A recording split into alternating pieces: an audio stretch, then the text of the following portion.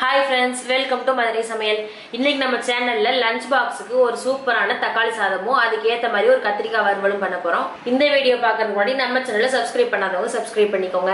அதே மாதிரி Facebookலயும் நம்ம சேனலை ஃபாலோ பண்ணிக்கோங்க. வாங்க வீடியோக்குள்ள போலாம். இப்போ தக்காளி சாதம் பண்றதுக்கு ஒரு கப் அரிசி எடுத்து நம்ம சாதம் செய்யறதுக்கு முன்னாடி ஊற வச்சுக்கலாம். எந்த அரிசினாலும் நீங்க எடுத்துக்கலாம், நல்லா இருக்கும். இப்போ நல்லா 2 டைம் வாஷ் பண்ணிட்டு ஊற வச்சுக்கோங்க.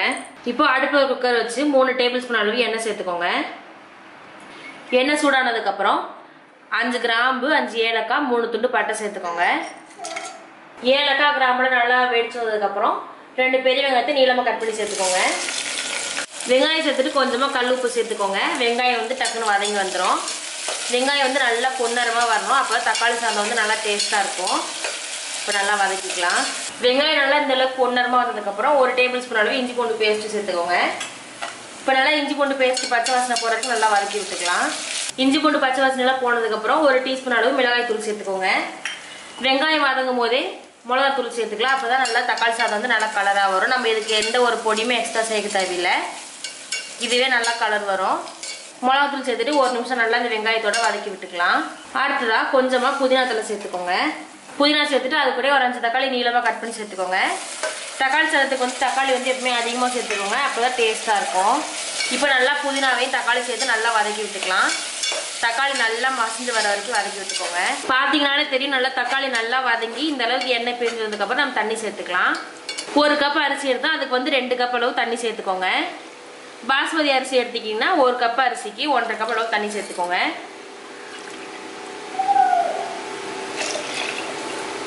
இப்போ தண்ணி சேர்த்து நல்லா கலந்து விட்டுட்டு உப்பு தேவையான அளவு சேர்த்துக்கோங்க. நம்ம ஏற்கனவே வெங்காயம் வதக்கும் போதே உப்பு சேர்த்துருக்கோம். இப்போ வேணுங்கிற அளவு பார்த்துட்டு சேர்த்துக்கோங்க. இப்போ நல்லா தண்ணி கொதிச்சு வந்துருச்சு. இப்போ நம்ம ஊற வச்சிருக்க அரிசியை தண்ணியை நல்லா வடிச்சிட்டு அரிசியை மட்டும் சேர்த்துக்கோங்க. இப்போ அரிசி சேர்த்துட்டு நல்லா கலந்து விட்டுக்கோங்க. இப்போ குக்கரை மூடி போடுறதுக்கு முன்னாடி கொஞ்சமா லெமன் சேர்த்துக்கலாம். அரை லெமனுக்கும் கம்மியா சேர்த்துக்கலாம். அரிசி நம்ம அதிகமா எடுத்தா அதுக்கு தகுந்த மாதிரி லெமன் சேர்த்துக்கோங்க.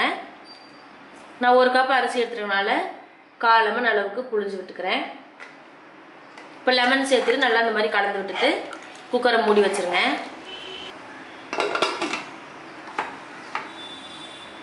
இப்போ குக்கரை மூடி போட்டு விசில் சேர்த்துட்டு 1 விசில் விட்டு அடுப்பு ஆஃப் பண்ணிக்கலாம். கரெக்டா இருக்கும். அடுத்து வந்து நம்ம கத்திரிக்காய் வந்து வதக்கிக்கலாம். உங்களுக்கு எந்த கத்திரிக்காய் கிடைக்குதோ அந்த கத்திரிக்காய் வந்து நீட்டமாவோ இல்லை இந்த மாதிரி சின்னதாவோ கட் பண்ணி எடுத்து வச்சுக்கோங்க. இப்போ கத்திரிக்காய் வதக்கிறதுக்கு அடுப்பு ஒரு கடாய் வச்சு 2 டேபிள் ஸ்பூன் அளவு எண்ணெய் சேர்த்துக்கோங்க. இப்போ எண்ணெய் சூடானதும் ஒரு பெரிய வெங்காயத்தை இந்த மாதிரி பொடியாக கட் பண்ணி சேர்த்துக்கோங்க. கூடவே ஒரு கொத்து கருவேப்பிலை சேர்த்துக்கோங்க. இப்போ வெங்காயம் வந்து நல்லா வதக்கி விட்டுக்கோங்க. ரொம்பலாம் கலர் மாறணும்னு அவசியம் இல்லை, கண்ணாடி பதம் வர வரைக்கும் நல்லா வதக்கிக்கலாம். இப்போ வெங்காயம் நல்லா இந்த அளவுக்கு வதங்கினதுக்கப்புறம் ஒரு 1/2 டீஸ்பூன் அளவு இஞ்சி பூண்டு பேஸ்ட் சேர்த்துக்கோங்க.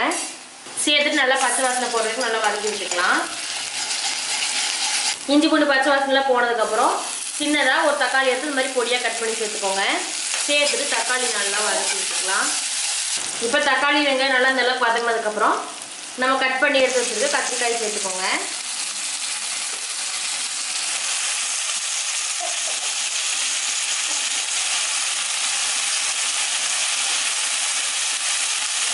கத்திரிக்காய் சேர்த்துட்டு கொஞ்சமா கல் உப்பு சேர்த்துட்டு நல்லா வதக்கி விட்டுக்கோங்க.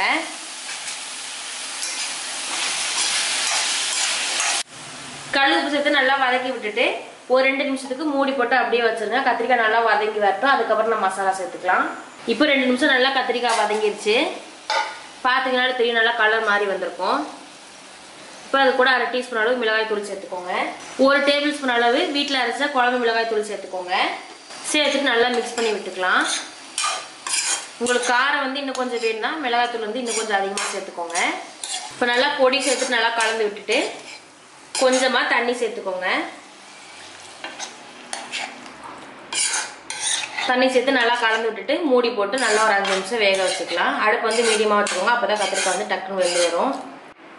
மூடி வச்சுக்கலாம். கத்திரிக்காய் வந்து நல்லா இந்த அளவுக்கு வெந்து வந்துடுச்சு. இதில் கடைசியாக கொஞ்சமாக கரம் மசாலா சேர்த்துக்கோங்க. 1/2 டீஸ்பூன் அளவு கரம் மசாலா சேர்த்துட்டு கலந்து விட்டுட்டு அடுப்பு ஆஃப் பண்ணிடலாம். அவ்வளோதான், கத்திரிக்காய் ரெடி ஆயிடுச்சு. இப்போ ஒரு விசில் விட்டு நல்லா கேஸ் எல்லாம் போனதுக்கப்புறம் குக்கர் திறந்து பார்க்கலாம். இப்போ நல்லா கலந்து விட்டுக்கலாம். தக்காளி சாதம் பார்த்தீங்கனாலே தெரியும், நல்லா பொல பொலன்னு ஒன்று ஒட்டாமல் ரொம்பவே சூப்பராக வந்திருக்கு. கண்டிப்பாக நீங்களும் இதே மாதிரி ட்ரை பண்ணி பாருங்க. இந்த வீடியோ உங்களுக்கு பிடிச்சா லைக் பண்ணுங்க, கமெண்ட் பண்ணுங்க, ஷேர் பண்ணுங்க. மறக்காம மதுரை சமையல் சேனலை சப்ஸ்கிரைப் பண்ணுங்க. இதே மாதிரி ஒரு சூப்பரான ரெசிபியோட அடுத்த வீடியோவில் சந்திப்போம். நன்றி.